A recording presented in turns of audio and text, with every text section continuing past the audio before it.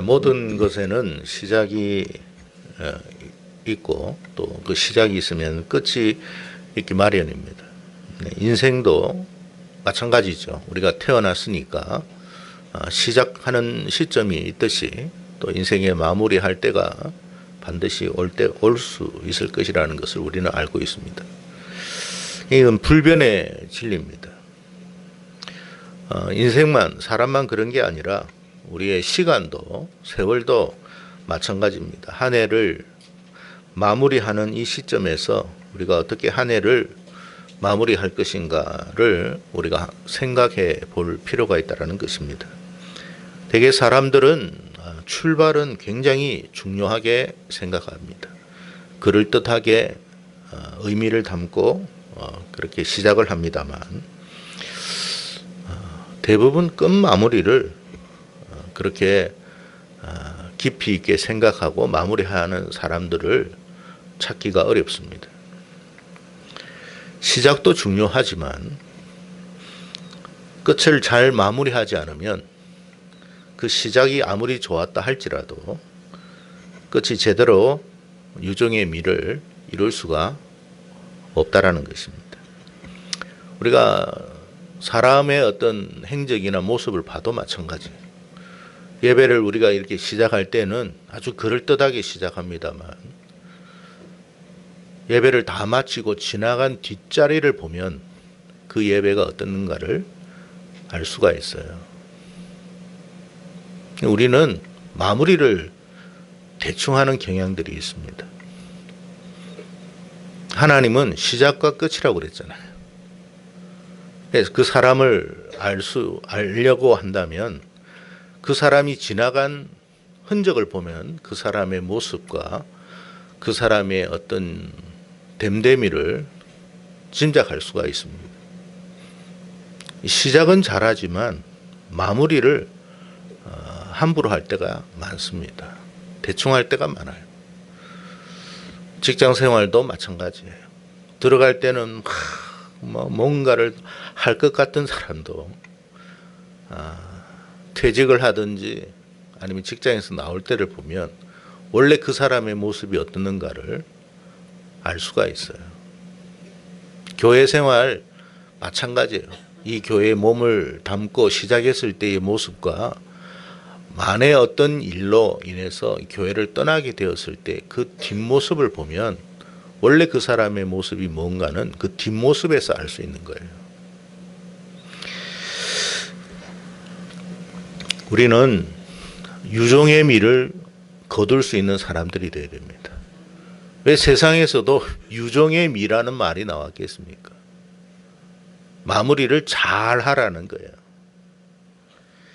오늘 본문은 요셉의 마지막을 다루고 있는 내용입니다. 우리는 흔히 요셉의 어떤 그 지나왔던 세월의 그 파란만장한 그런 부분만 아주 많이 언급을 하고 부각을 할 때가 많습니다. 요셉이 총리로서 기근을 이기고 어떤 정책을 써서 그런 어떤 이야기만 굉장히 많이 합니다. 근데 여러분, 우리가 가장 놓치고 있는 부분이 뭐냐면 요셉의 마지막이에요. 많은 사람들이 이 부분에 대해서는 그다지 중요하게 생각을 안 하고 지나칠 때가 많습니다. 오늘 요셉이 마지막에 어떻게 자신의 삶을 마무리했는가를 말씀해 주고 있어요. 이것이 중요하지 않다면 이 말씀을 성경에 언급하지도 않았을 것입니다. 이것은 비단 우리 인생의 마지막 때만 생각할 것이 아니고요. 매년 마지막 때를 맞이하는 우리의 삶의 모습도 함께 생각해 볼 필요가 있는 부분이 아닐까 하는 생각을 하게 됩니다.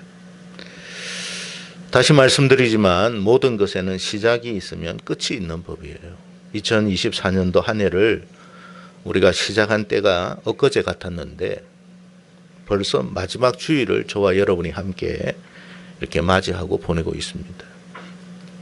요셉이 인생 마지막을 마무리하는 시점에서 그의 모습이 어떠했는가를 우리가 살펴보며 2024년도 마무리를 우리가 어떻게 해야만 하나님이 참 기뻐하시는지, 또 그것이 우리의 삶에 얼마나 유익이 되는지를 한번 생각해 보는 시간을 가졌으면 합니다.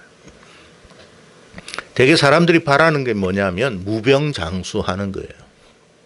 근데 요셉도 죽었어요. 인생은 다 죽어요. 얼마나 오래 사느냐가 중요한 게 아니에요. 어떻게 사느냐가 중요한 거죠.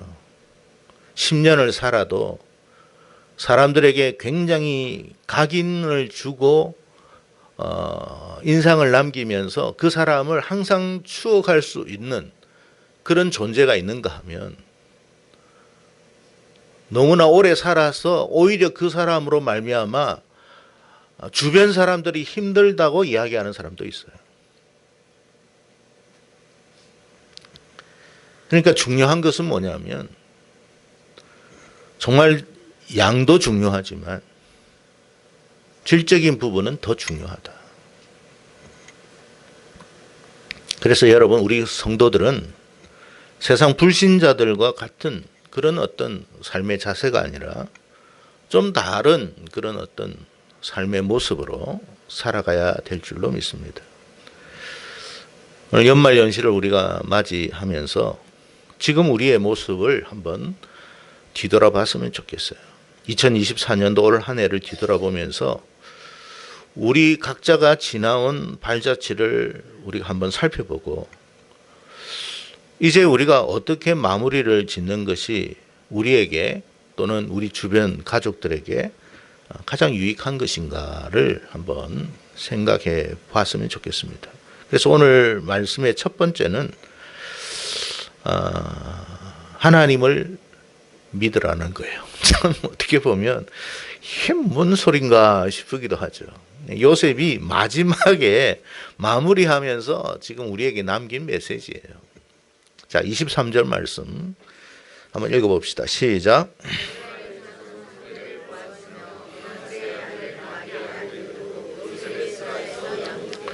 요셉의 설화에서 양육되었더라. 요셉의 설화에서 양육되었더라. 이게 무슨 말씀일까를 생각해 봐야 돼요. 여러분, 요셉은 가족과 자녀들에게 마지막까지 강조한 게 뭐였다고 생각하십니까? 믿음이에요, 믿음. 우리가 올 한 해를 마무리하면서 정말 나 자신에게 그리고 우리 가족들에게 가장 강조해야 할 부분은 바로 믿음이라는 거예요. 이 믿음이 뭐 그래 중요하다고 그런 말씀을 하십니까? 라고 여러분이 반문할 수도 있을 거예요. 우리가 요셉의 경우를 한번 생각해 봤으면 좋겠어요. 여러분, 이스라엘 백성들 당시 요셉은 지금 살아있는, 지금 마무리를 하는 이때에 자손들이 요셉으로 말미암아 애굽에서 정말 대접받고 살았습니다. 사람들이 다 요셉의 가족들을 좋아했을 거예요. 왜? 요셉이 그만큼 애굽에 큰 영향력을 끼친 사람이었기 때문에, 아유, 우리 요셉, 아우, 요셉의 가족이시군요. 아유, 요셉의 뭐 손주시군요. 뭐 전부 다 애굽 사람들이 다 그렇게 좋아했을 거예요. 뿐만 아닙니다. 애굽의 왕도 그랬을 거예요. 이스라엘 사람들이 생각할 때 애굽 사람들과 관계가 좋죠. 왕도 참 이스라엘 백성들을 특별히 돌보고 있죠. 그 관리들도 굉장히 여러분 이스라엘 백성들을 참 좋게 대하죠. 그러니까 이스라엘 사람들의 생각에서 볼 때, 관점에서 볼 때는 어떤 생각이 있냐면, 우리가 이런 좋은 환경 속에 있으니까 계속 이런 삶을 살겠지라는 생각을 할 수 있을 거예요. 근데 요셉의 말은 사람을 의지하지 말아라. 사람 신뢰하지 말아라. 우리를 돌보시는 이는 하나님이야. 애굽 왕도 아니고 관료들도 아니고 애굽의 사람들도 아니야. 우리를 돌보실 수 있는 분은 하나님 한 분밖에 없어. 그거를 강조하고 있는 거예요. 여러분, 생각해 보세요. 지금 창세기 50장이죠. 출애굽기 딱 넘어가자마자 어떤 일들이 일어나요? 이스라엘 백성들이 애굽에서 학대를 받기 시작해요. 여러분, 우리 인생이라는 게 그런 거예요. 좋을 때는 좋아요. 언제 우리가 사람들로부터 멸시를 당하고 푸대접을 당하고 인격적인 모독을 당할지 아무도 몰라요. 지금까지 잘 살아왔으니까 앞으로도 괜찮겠지, 그런 안이란 생각하지 마세요. 세상이 달라지고 정책이 달라지고 정권이 바뀌고 하다 보면 어떻게 될지 아무도 몰라요. 하나님이 우리를 지켜주는 것이지 정치인들이 우리를 지켜주는 게 아니에요. 물어봅시다. 정치인들 중에 여러분이 좋아하는, 정말로 좋아하는 여러분, 그 사람이 여러분 생각하고 있어요? 예? 그 사람이 여러분의 이름을 알까요?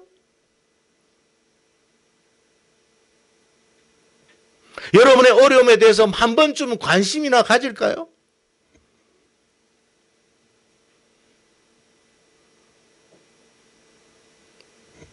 알지도 못할 뿐만 아니라 관심도 없어요. 그럼 우리를 정말, 우리의 이름을 알고 우리의 삶을 알고 우리에게 관심 가져주시는 분은 누굽니까? 하나님 한 분밖에 없어요.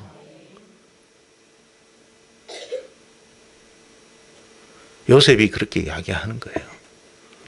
애굽 왕이 너희들이 잘 이렇게 좋게 생각하고 관료들이 너희를 좋게 생각하고 애굽 사람들이 너희를 좋게 생각할지라도 그 사람들을 의지하지 마. 하나님 의지해. 하나님이 우리 인생 책임지는 거야. 그러니까 출애굽기 가자마자 여러분, 애굽 사람들이 무슨 생각을 했어요? 요셉을 알지 못하는 사람들이 이제 뭐 이렇게 세워져 가지고 이스라엘 백성들이 우리보다 잘 되는 거 보니까 이게 안 되겠다 싶어서 그들을 박해하기 시작했어요. 감독들을 세워 가지고 그 위에 세우고 그들에게 무거운 짐을 지우고. 인생이 여러분 그런 거예요. 세상이 바뀌고 정책이 바뀌고 정권이 바뀌면 어떻게 될지 아무도 몰라요. 우리를 책임져 주시는 분은 하나님밖에 없어요. 그래서 여러분, 대접받던 이스라엘 백성들이 출애굽기 1장에 가자마자 노예로 전락합니다. 자기 인생이 노예가 될 것이라고 예측이나 했겠습니까? 상상이나 했겠습니까? 우리가 얼마나 애굽한테 정말로 귀한 존재들인데 우리 요셉으로 말미암아 애굽이 살았잖아. 그게 통할까요? 정권이 바뀌는데? 정책이 바뀌는데?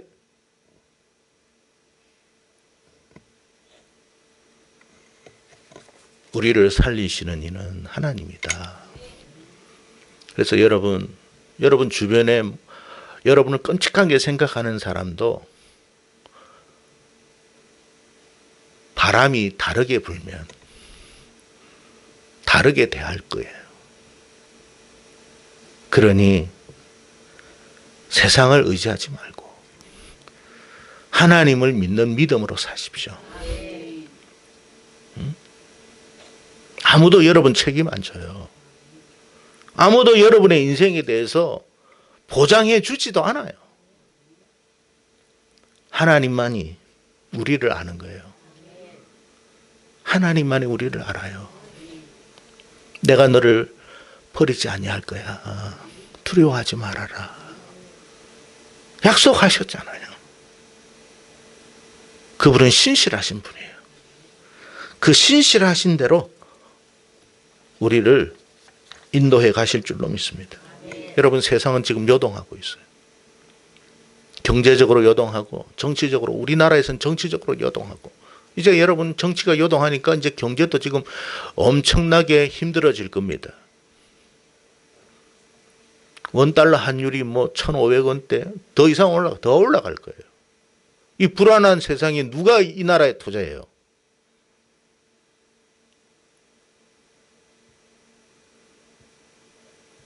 누가 그러면 힘들어져요? 정치하는 사람들이 힘들어질까요? 우리가 힘들어지는 거예요.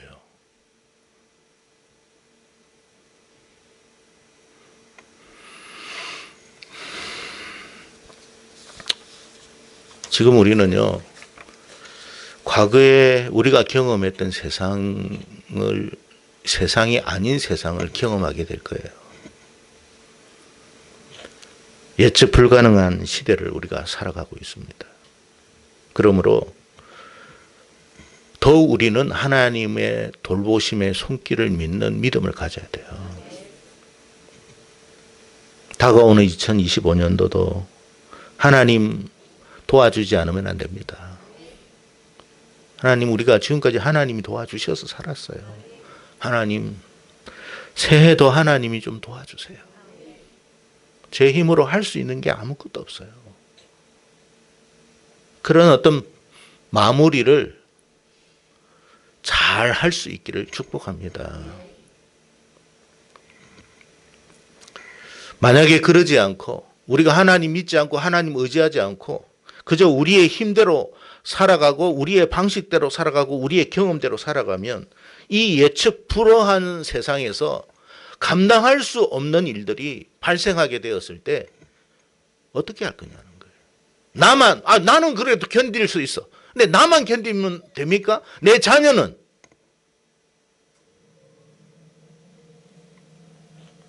내 가족이나 내 자녀들은 이 험난한 세상에서 어떻게 할 거냐는 거예요. 그러니까 요셉이 그 자녀들에게, 자손들에게 뭘 강조했겠습니까? 하나님 믿어라. 하나님 믿는 것밖에는 없다.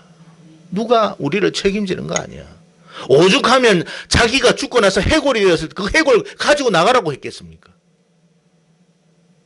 요셉의 묘지가 얼마나 좋았겠습니까? 여러분, 세상이 바뀌면요, 다 그것도 허물어지는 거예요. 이 땅에 우리가 여러분 영원한 거 아무것도 없고 보장받을 수 있는 게 아무것도 없어요. 아휴, 제가 막 연금을 잘 들여놔가지고 막 얼마 후에는 막 따박따박 들어옵니다. 그거는 지금까지 패턴이기 때문에 그런 거예요. 앞으로 우리가 예측할 수 없는 세상이 되었을 때 따박따박 들어올까요?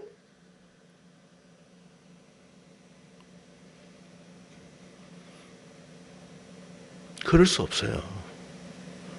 지금은 예측 가능했기 때문에 여러분 건강보험 들어가지고 여러분 따박따박 해가지고 병원에 가면 이런 시스템, 이런 진료 이렇게 받았습니다.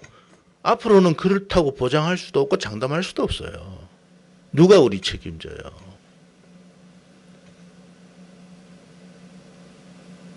보이지 않는 하나님의 손길로 우리가 지금까지 인도받았고 앞으로도 하나님의 그 은혜의 도우심과 손길로 우리가 인도받는 길밖에 없다.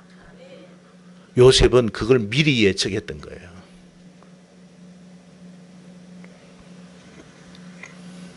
그래서 여러분, 하나님을 의지하는 믿음을 꼭 갖기를 축복합니다.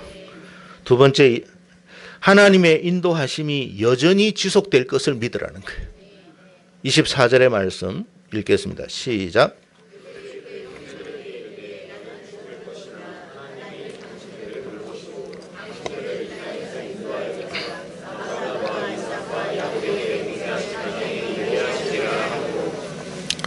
나는 죽어요.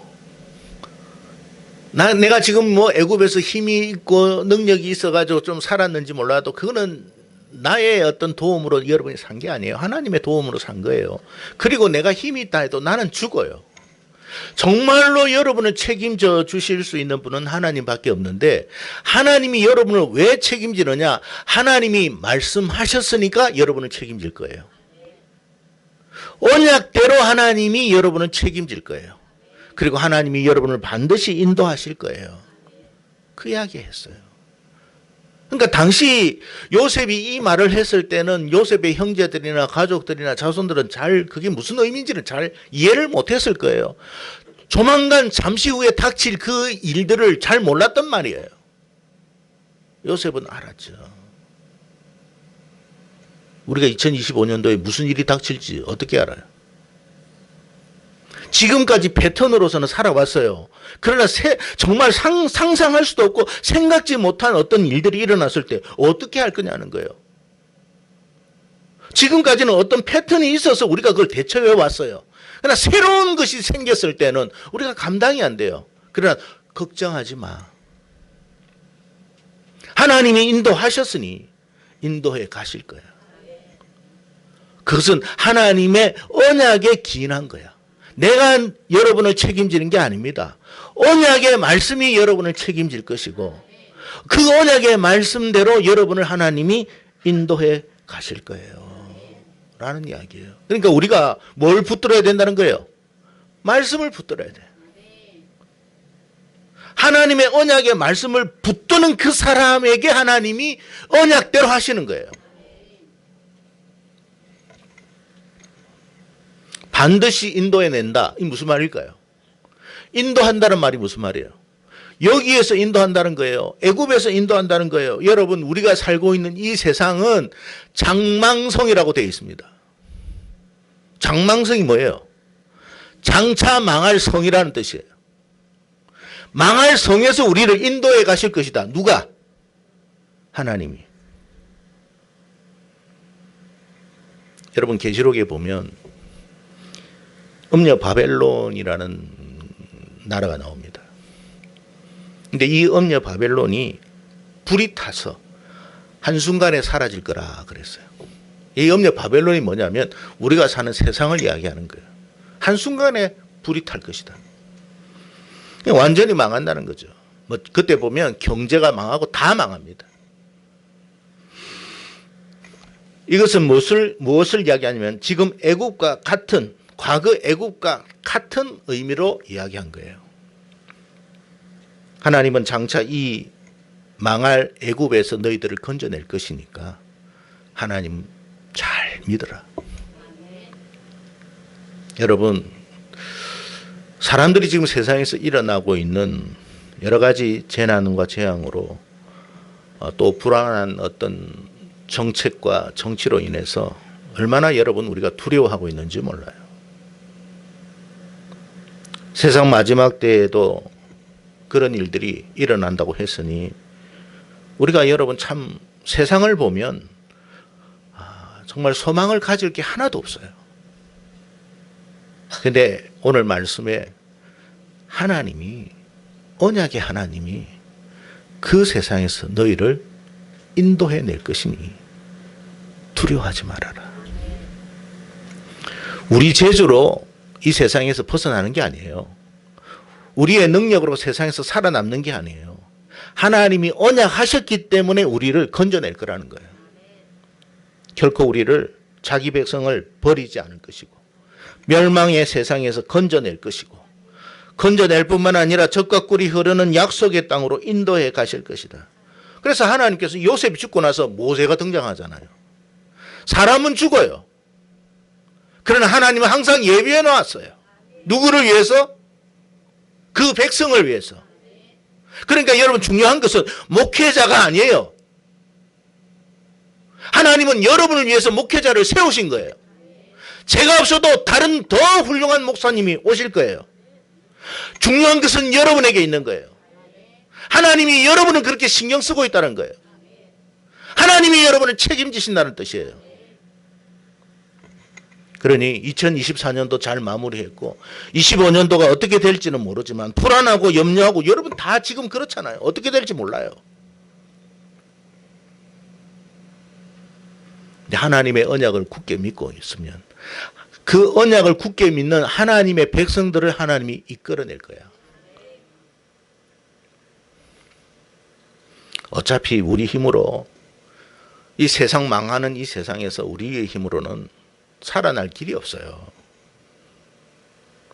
오직 하나님의 도우심의 손길로 우리가 여기에서 벗어나게 될 줄로 믿습니다. 하나님은 자기 백성 버리지 않을 거다. 그래서 여러분 언약을 믿으세요.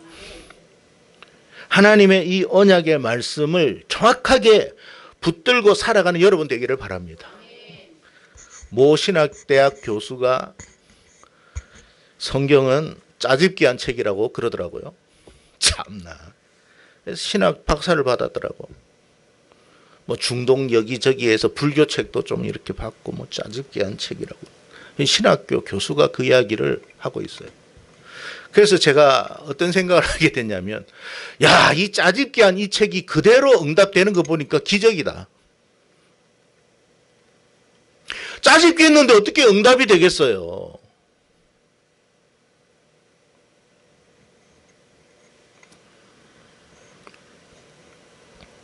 우리가 믿어야 할 거는 정치인들의 말이 아니에요. 하나님의 말씀이에요. 그 말씀을 믿으면 하나님이 이끌어 갈 거야. 인도해 갈 거니까. 그래서 여러분 너무 염려하고 두려워하지 말고 그냥 말씀을 믿는 믿음을 달라고 기도하세요. 어려움이 닥쳤어요. 그러면 그 어려운 상황 속에서 불안할 수도 있어요. 연약하니까. 그때 우리가 해야 할 것은 말씀을 붙드세요. 하나님이 이 말씀 하셨지 않습니까? 하나님 도와주세요. 저를 불쌍히 여겨주세요. 우리와 우리 가족을 구원해 주세요. 살 길을 좀 열어주세요. 그러면 하나님이 그 언약을 붙드는 그 사람에게 의롭다 하시고 복을 주신다. 그게 아브라함의 이야기예요. 이사야 54장 10절에 이런 말을 합니다. 산들이 떠나며 언덕들은 옮겨질지라도 나의 자비는 너에게서 떠나지 아니하며 나의 화평의 언약은 흔들리지 아니하리라. 너를 긍휼히 여기시는 여호와께서 말씀하셨느니라. 너를 긍휼히 여기시는, 불쌍히 여기시는, 산이 움직이고 바다가 움직이고 언덕이 떠나가도 내가 너에게 말한 그 말은 흔들리지 않는다. 이사야 41장 10절에 두려워하지 말라. 내가 너와 함께함이라. 놀라지 말라. 나는 너의 하나님이 됨이라. 내가 너를 굳세게 하리라. 참으로 너를 도와주리라. 참으로 나의 의로운 오른손으로 너를 붙들리라. 이사야 41장 20절의 말씀은 이스라엘 백성들이 바벨론에 끌려가가지고 노예 생활하고 있을 때 소망이 보이잖아요. 이제 나의 인생은 여기에서 끝이구나. 다 그렇게 절망하고 있을 때 던져주신 말씀. 미리 주신 말씀. 언제? 160년 전에 던져주신 말씀이에요. 그렇게 될 것이지만 나는 너를 버리지 않은 거야. 반드시 돌아오게 할 거야. 그게 하나님의 약속이었어요. 그 약속대로 됐어요. 짜집기 한 책이 어떻게 그렇게 응답이 됩니까? 그러니까 말씀을 믿는 사람이 돌아와 버렸어요. 여러분 오늘 연말을 맞이해서 정말 우리가 이제 마무리를 어떻게 해야 하느냐. 딴 거 없어요. 하나님을 믿으세요. 언약의 말씀을 믿으세요. 하나님이 우리 인생 책임질 거라는 사실을 믿으세요. 불안한 상황에서 현상을 보지 말고 말씀을 보세요. 살아계신 하나님을 보세요. 그러면 하나님이 여러분을 인도하실 거예요. 요셉은 떠나지만 모세가 왔듯이 여러분 저는 떠나지만 다른 사람도 와요. 중요한 것은 여기에 있는 사람이 아니에요. 여러분이에요. 하나님이 여러분 때문에 저를 세운 거예요.